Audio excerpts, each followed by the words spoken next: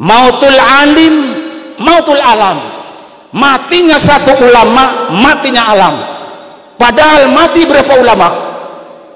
800 ulama menurut catatan di pengurus PB Nahdlatul Ulama. Bayangkan, di antara lain Abah Mukhlas Hashim, Ustadz Mas'udi. Complang ini.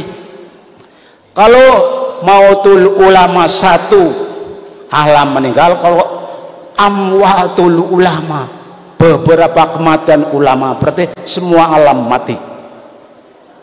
Alam al-alam masih Allah, lautan mati, daratan mati, udara mati. Kenapa? Tidak ada ulama. Laulal ulama lakana an-nas kal bahaim.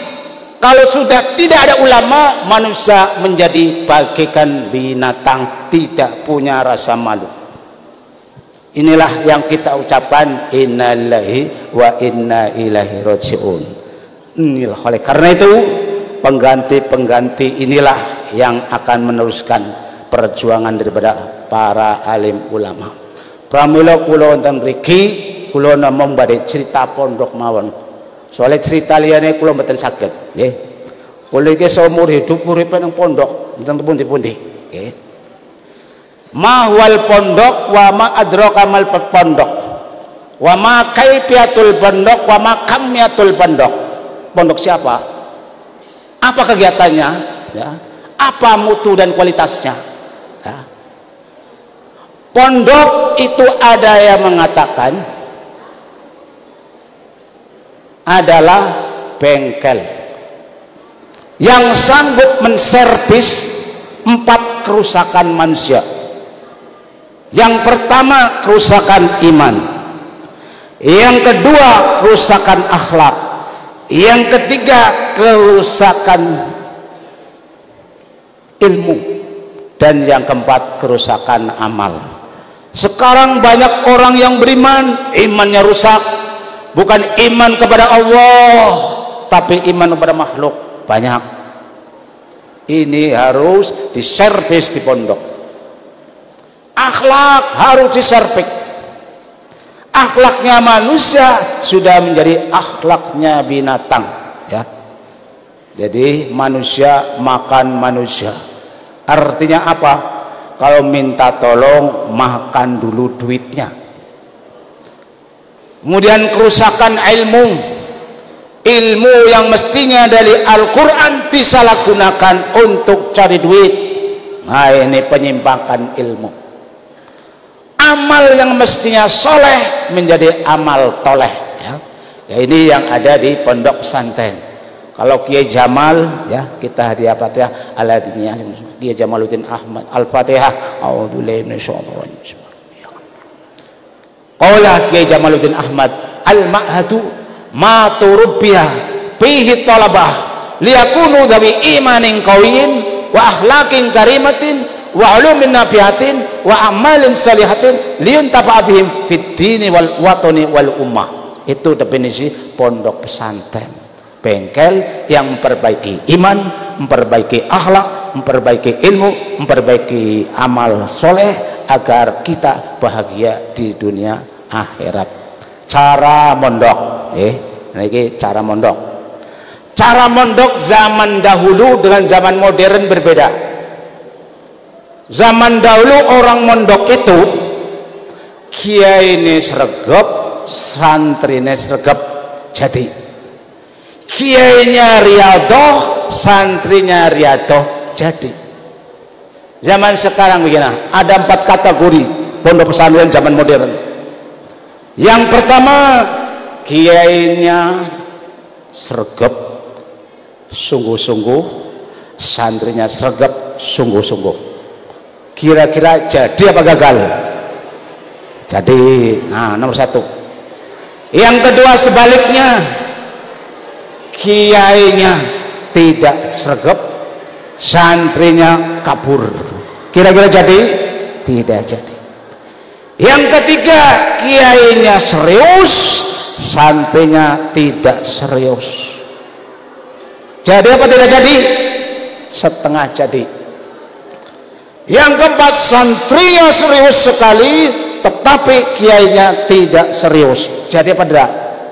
Wallahu a'lam. Ada istilah lagi seperti ini, pondok pesantren adalah pondok pesantren kalong. Kenapa? Kiainya menetap, santrinya datangnya malam, namanya pesantren kalong.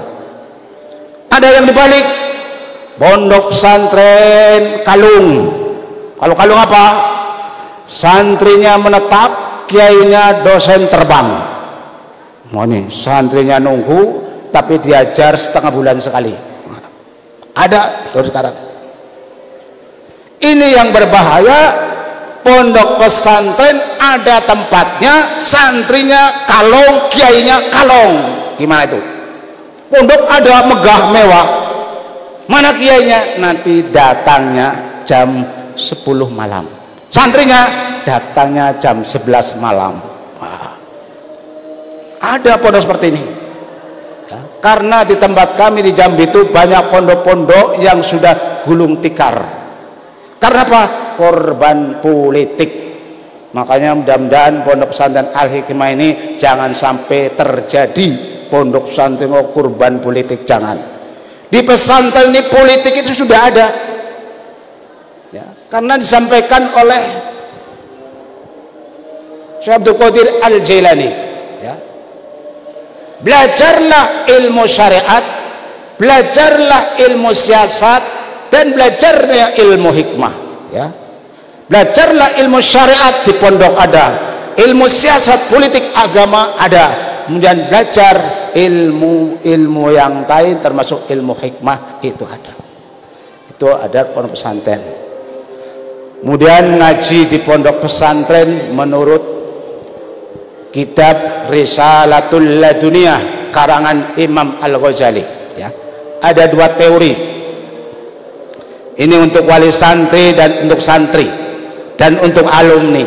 Saya harapkan semua alumni setelah punya anak wajib mengirimkan anaknya ke pesantren induk. Kalau tidak su'ul adab, 2 kali su'ul adab ya. Anak lupa ya, saya harapkan kan. Jadi dalam kitab Risalatul Laduniyah karangan Imam Al-Ghazali ada 2 teori ya, mondok pesantren. Yang pertama teori at-ta'lim al-insani, belajar karo menuso, menuso ngaji karo menuso, guru karo murid menuso, kiai karo santri menuso, ora karo jin ya. Yang kedua at-ta'lim ar-rabbani, belajar karo Gusti Allah. Ayo, siapa yang sanggup jadi santri belajarnya langsung karo Gusti Allah, itu yang dinamakan ilmu laduni ya. Kata Gus Maftuh, wa laduni qol lawafi qadani wa qadnil hadfu aidon qad yafi. Iku lagune Haji Abdul Aziz, orang tua kita, guru yang paling lucu. Wa al-ustad al-mudahik, guru yang lucu. Ilmu laduni itu sangat jarang, makanya nanti saya terangkan ilmu laduni apa saja caranya menurut Imam Al-Ghazali ya. Yang pertama ilmu at-ta'lim al-insani, belajar sesama manusia. Bagaimana belajar at-ta'limu al-insani ya? Belajar sesama manusia. Wa kulamun aturaken bijidil kiai wa bijidil santri. Nah, itu yang jadi. Kiai ini sregep, muridnya sregep. Ora usah puasa, mending ngajar terus, muridnya ngaji terus. Ora usah puasa Senin Kamis, ora usah puasa Senin Kamis, ngajinya malas, percuma, ora usah. Bijidin wa ijtihadin, kiainya dan santrinya. Kemudian yang kedua termasuk at-ta'lim al-insani istighraqul waqti wastighraqul kutub, belajar menghabiskan waktu, menghabiskan kitab. Zaman dahulu saya ngalami sama Mbak Masuri, mulai habis subuh sampai zuhur habis, zuhur sampai asar habis, asar sampai maghrib habis, maghrib sampai isya berhenti, dari isya sampai tengah malam. Ini namanya istighraqul waktu, namanya pasaran, bukan pasaran kilat, pasaran suwe. Saya kurang setuju pasaran kilat, gak setuju. Penghinaan pada ilmu agama, pasaran kilat ngawur saja. Quran saja nggak dikilat. Quran tamatnya berapa tahun? 22 tahun 5 bulan 22 hari, hampir 23 tahun baru tamat. Ini namanya at-ta'lim al-insani, menghabiskan waktu ya. Kata ulama-ulama di Jawa Tengah, Kiai Khalil, termasuk gurunya Abah Masuri juga, gurunya Abah Sotik juga, Kiai Khalil Rembang, zaman Belanda, ngaji kitab satu hari 30 kitab. Maksudnya apa? Telah dikaji ini satu bab, ganti lagi. Ayo, siapa yang mau jadi ustadz seperti ini? Kalau nggak sanggup, nggak usah jadi ustadz. Inilah ini yang langka sekarang ini, yang kita inna lillahi wa inna ilaihi raji'un. Mahnya Gus Qayyum, kata orang Jawa Tengah, itu setiap hari ngaji 27 kitab. Kulorin nate nyoba gangsal kitab. Tenggulah kungu sing ngaji laring mriki nggih bulan puasa. Alhamdulillah mulai tanggal 1 Ramadan sampai tanggal 30 Ramadan kula mboten medal teng pundi-pundi, orang ngasap. Pertamat beras pada teka, amplop pada teka. Coba, ini luar biasanya. Kalau percaya tanya istri saya. Ya. Ternyata berkahnya pondok pesantren itu apabila pengajiannya semakin banyak. Ya. Dulu sekolah-sekolah yang seperti sekarang ada belum ada memang. Saya dengan Abah Masuri, dengan Abah Sodik dan yang lain tuh ngaji terus. Ini adalah taklim al-insani, kata Imam Al-Ghazali. Mari kita lanjutkan ya. Ini menjelang Ramadan, kalau bisa sebelum Ramadan sudah dibuka. Nanti saya mau tanya, sudah dibuka apa belum? Saya tanya dari Jambi. Kalau nggak ada, saya laporkan bapak-bapak pada Abah Masuri di kuburan. Wah ya. Kemudian selanjutnya at-ta'lim ar-rabbani.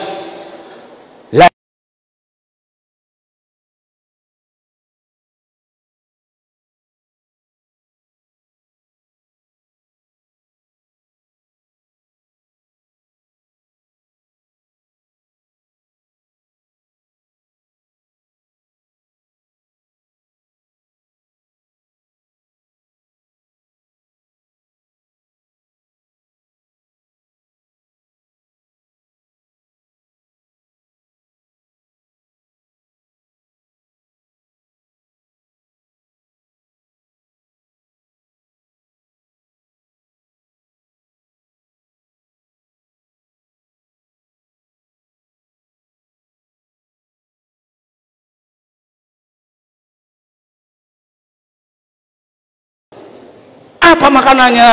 Ya, kalau bisa ini ya, nandur podin selebar-lebarnya musola, mau makan santri bila sartin, rosa mangan sego. Ya, ketemu sega patang bulu dinas pisan, ketemu daging patang bulu dinas pisan. Itu. Saya saja ngomong seperti ini cuma ngomong doang, tapi alhamdulillah saya menjalankan sedikit. Waktu saya di Jombang, saya seringnya makan sekali, cuman sekali ya. Pagi makan koleke bunyai Dewi, Bu Dewi kolek segelas. Koleke isinya apa? Banyu panas dikublek karo bolet, plek wareg niku nggih. Kula niku teng mriku 8 tahun mangan kolek nggih. Mulane kula niki duwite utuh. Kula niki kirimane paling setitik. Nogu salata 10 kali lipat kiriman kula. Mari 7.500. Tapi di akhir bulan duit celengan. Sebabnya apa? Sing nganggo mangan nggo tuku kolek. Awake gering angking, tapi yang penting sehat orang kena corona nggih. Ini setengah prihatin kula. Nggih. Kula rumangsane anake Mandamin. Nggih. Ngerti Mandamin? Ajibah Mandamin. Wah, aji-aji niku nggih. Kula seneng niku mboten isin mboten. Niku sing gedheaken kula nggih. Alhamdulillah bapak kula dudu kiai, dudu ustad. Mung kebetulan wakil ketua mursyid nggih saking Sokaraja. Nggih seneng para habaib, seneng para ulama nggih. Kula terasaken. Jadi santri yang pertama kalau ingin dapat ilmu laduni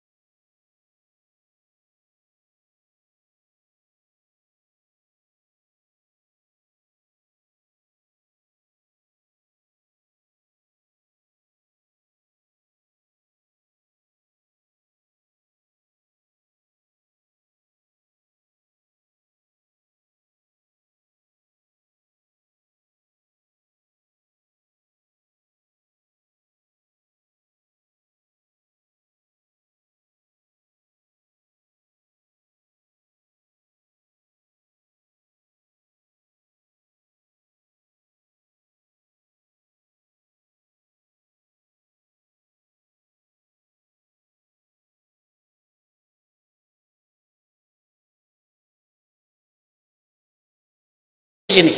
Kalau mau zuhud, tapi orang miskin setiap 3 bulan sekali mengharapkan dana dari Jokowi, itu enggak zuhud itu.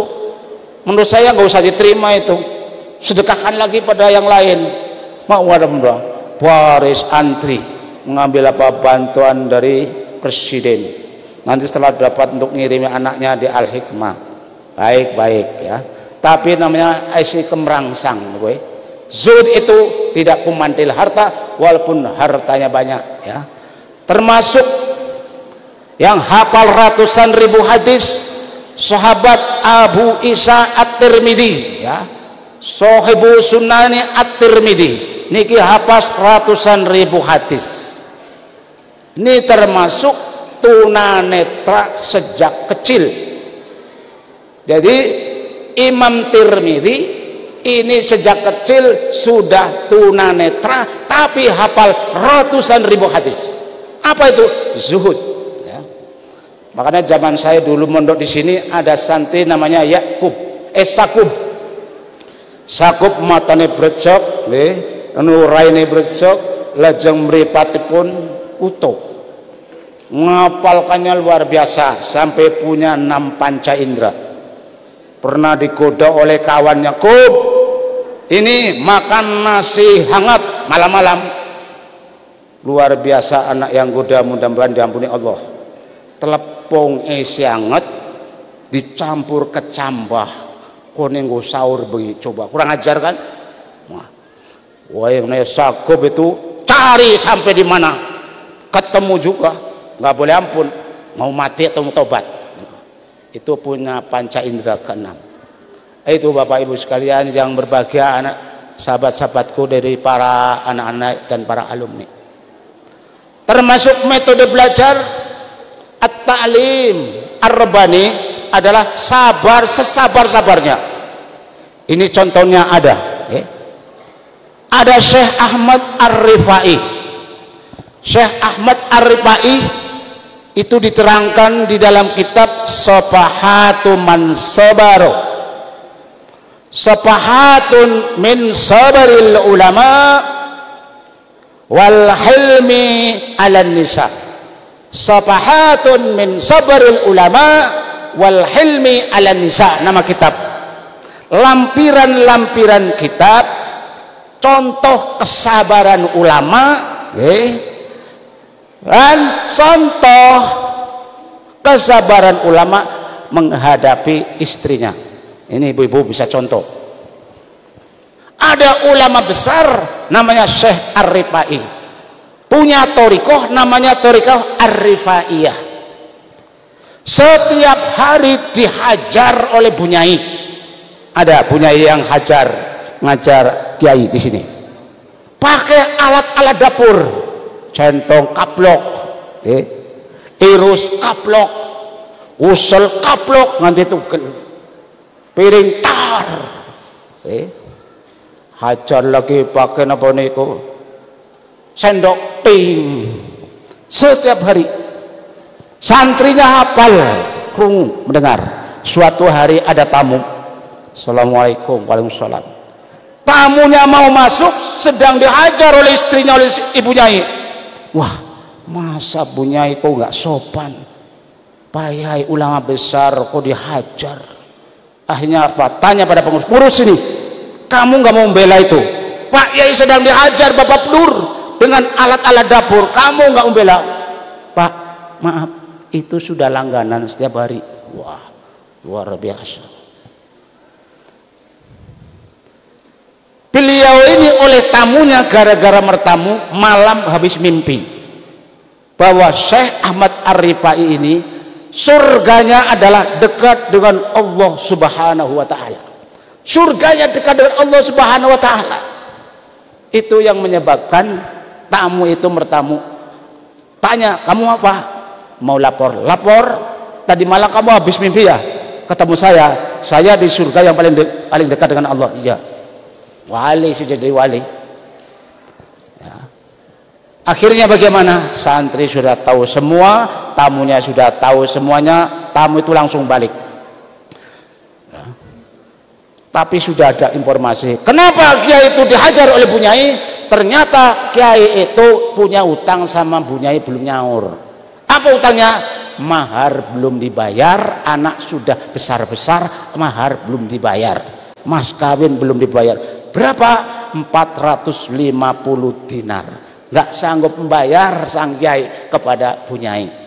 Jadi ibu-ibu kalau ingin punya suami surganya tinggi, setiap hari hajar pakai alat dapur ya. Begitu juga bapak-bapak kalau ingin surganya tinggi, silakan ibunya suruh ngajar setiap hari pakai alat dapur. Kalau disuruh ngajar ya nggak bisa. Ini yang maksud Pak, kedua-duanya wali, maklum. Istrinya wali ya, suaminya wali. Tapi ini yang dimaksud apa? Kesabaran seorang ulama besar. Sehingga Pak, putra-putranya jadi orang alim semua. Jadi ibu-ibu memondokkan anaknya di sini kalau ingin alim ya, diantaranya ada sabarnya yang kuat. Suami marahnya kayak apa? Senyum. Begitu juga ya. Ibu marahnya kayak apa? Nggak dikasih duit, senyum. Jangan perang bakyak. Ini yang menyebabkan anaknya bodoh, anaknya nggak betah di pondok, orang tuanya di rumah bertengkar terus gara-gara beras. Ini ya. Naudzubillah min dzalik ya. Ini diantara cara belajar sistem Rabbani.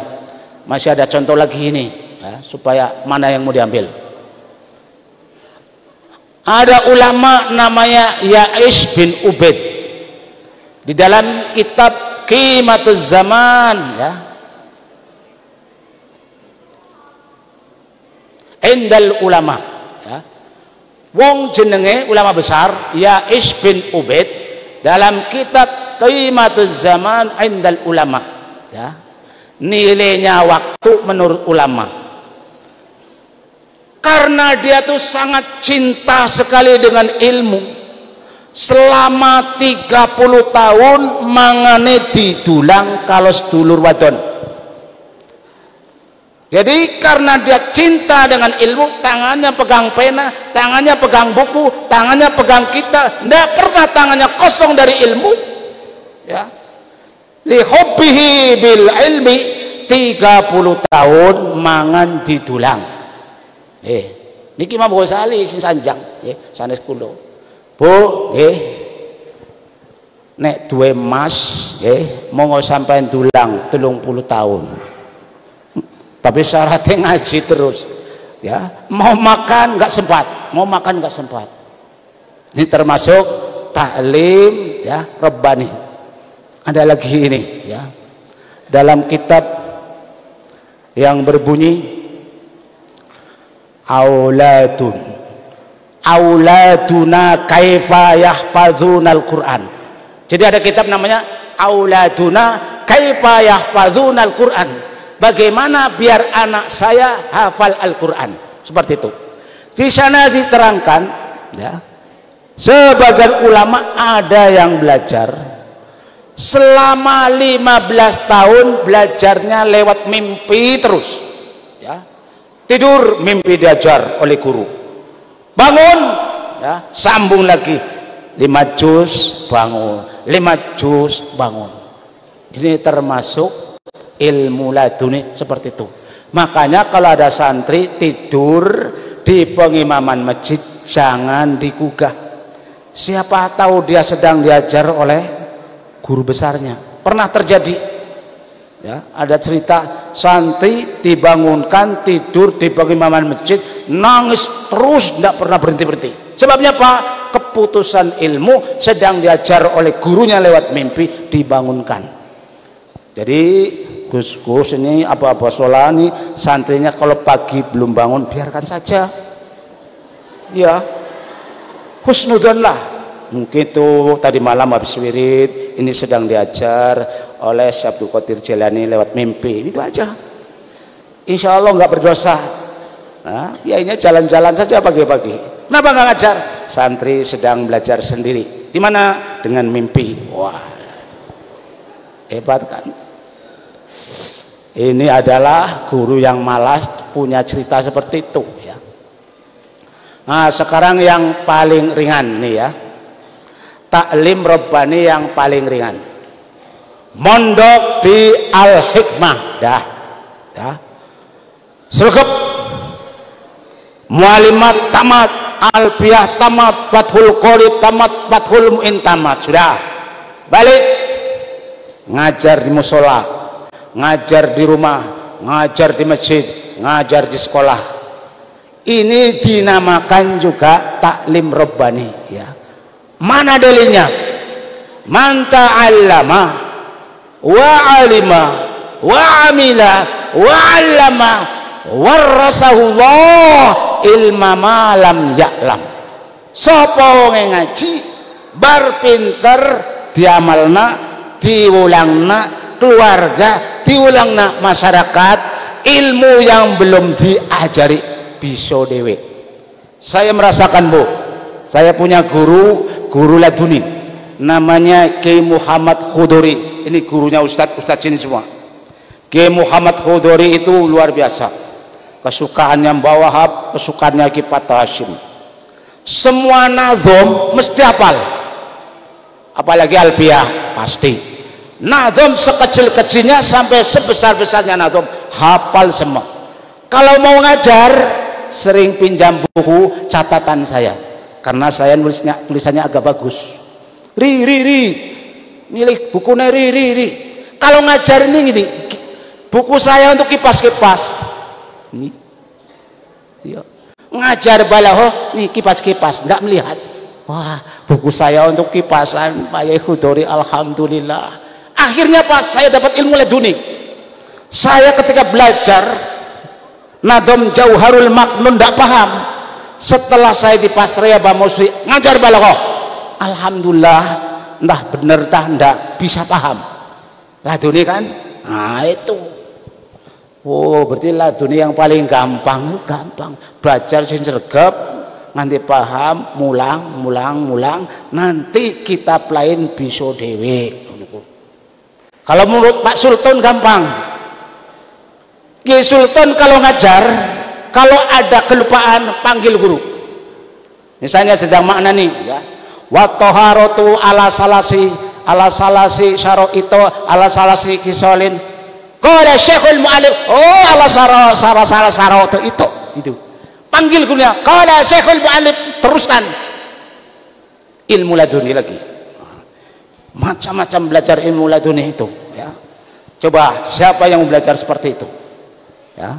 Makanya itu kalau Kiai Jamal dah lewat doa, qala Syekhul Mu'allif rahimahullahu ta'ala wa nafa'ana bi wa ibu ulumi wa maddana bi asri wa ada alaina bi barakati amin ya rabbal amin. Lancar baca kitab.